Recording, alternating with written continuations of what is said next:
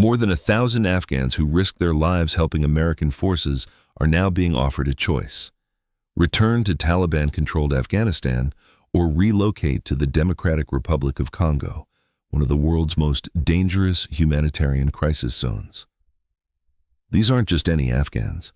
The group includes interpreters for the U.S. military, former members of Afghan Special Operations Forces, and family members of American service members.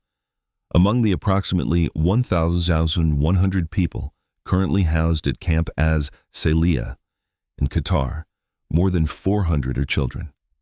The American government brought them to Qatar in late 2024, promising a path to settlement in the United States if they passed further security checks. They had been evacuated for their own safety because they supported American forces during the war against the Taliban. But now the Trump administration is proposing a different outcome. Officials state they're focused on restoring accountability by advancing responsible, voluntary resettlement options. They have accused the previous administration of moving hastily in bringing Afghan allies to the United States, saying the American people have had to pay the price for this approach.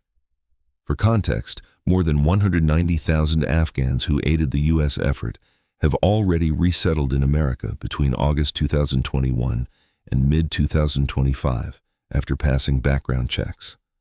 So why Congo? That's where the proposal becomes more complicated.